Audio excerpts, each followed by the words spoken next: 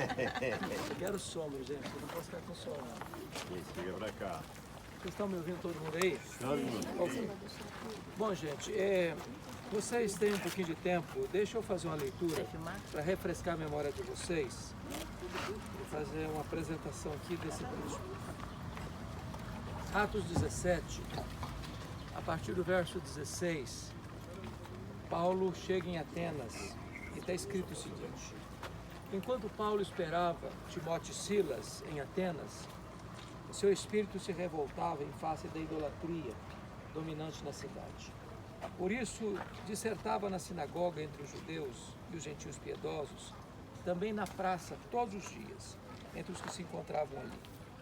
E alguns dos filósofos epicureus e estoicos contendiam com ele, havendo quem perguntasse: o que quer dizer esse tagarela? E outros: parece pregador de estranhos deuses, pois pregava Jesus e a ressurreição. Então, tomando consigo, levaram ao Areópago, esse local que vocês estão vendo aqui, dizendo: podemos saber que nova doutrina é essa que ensinas, pois que nos trazes ouvidos coisas estranhas? Queremos saber o que vem a ser isso. Pois todos os de Atenas e os estrangeiros residentes de outra coisa não cuidavam senão dizer ou ouvir as últimas novidades. Então Paulo, levantando-se no meio do Areópago, disse: senhores atenienses, em tudo vos vejo acentuadamente religiosos, porque passando e observando os objetos do vosso culto, encontrei também um altar no qual está escrito: ao Deus desconhecido.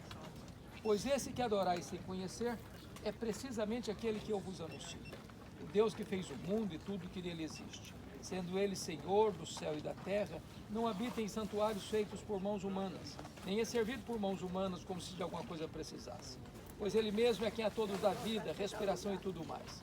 De um só fez toda a raça humana, para habitarem sobre toda a face da terra, havendo fixado os tempos previamente estabelecidos e os limites da sua habitação, para buscarem a Deus, se porventura tateando o possam achar, bem que não está longe de cada um de nós. Pois nele vivemos e nos movemos e existimos, como alguns dos vossos poetas têm dito, porque dele também somos geração. Sendo, pois, geração de Deus, não devemos pensar que a divindade é semelhante ao ouro, à prata ou à pedra, trabalhado pela arte e imaginação dos homens. Ora, não levou Deus em conta os tempos da ignorância. Agora, porém, notifica aos homens que todos, em toda parte, se arrependam. Porquanto estabeleceu um dia em que há de julgar o mundo com justiça por meio de um varão que destinou e acreditou diante de todos, ressuscitando dentre os mortos. Quando ouviram falar de ressurreição de mortos, uns escarneceram. E outros disseram: a respeito disso te ouviremos noutra ocasião. Essa altura Paulo se retirou do meio deles. Houve, porém, alguns homens que se agregaram a ele e creram. Entre eles estava Dionísio, o Areopagita, uma mulher chamada Dâmaris, e com eles outros mais. Bom, todos vocês sabem que Paulo chega aqui nessa cidade no percurso da sua segunda viagem missionária, depois de ter sido preso e açoitado em Filipos, depois de ter sido escorraçado de Tessalônica, depois de ter sido enxotado de Bereia, deixa para trás Silas e Timóteo e chega aqui com o coração muito apertado. Essa era a cidade, talvez do ponto de vista da cultura, da filosofia, das artes, mais importante do mundo. Aqui era o grande centro cultural do mundo. Aqui era a terra de Péricles, aqui era a terra de Platão, de Sócrates, de Aristóteles, dos grandes luminares do saber humano, dos homens que encheram bibliotecas com a sua erudição. E diz o texto que Paulo, ao chegar aqui, ele começa a percorrer a cidade. E seu espírito se revolta por causa da idolatria dominante na cidade. A ideia aqui é que a cidade estava debaixo do domínio dos deuses, do domínio dos ídolos. Era uma ditadura da idolatria nessa cidade.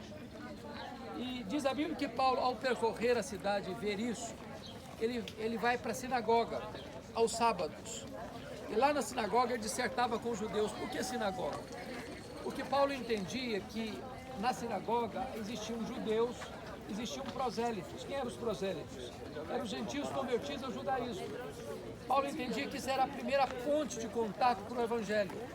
E então ele ia para a sinagoga sempre que chegava numa cidade, porque dali começava o processo da sua obra missionária, da sua evangelização.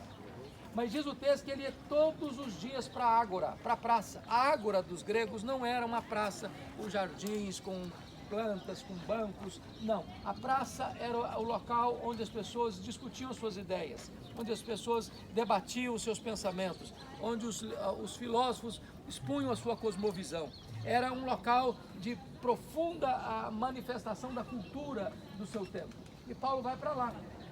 Ele vai para lá porque onde tem gente, Paulo está lá. Ele não é um pregador entre quatro paredes, ele não é um teólogo de gabinete, ele era um homem que ia onde o povo estava. E então diz a Bíblia que alguns filósofos estoicos e epicureus começam a contender com ele, começam a debater com ele. E perguntam, mas o que quer dizer esse tagarela? Essa palavra tagarela é uma palavra muito pejorativa.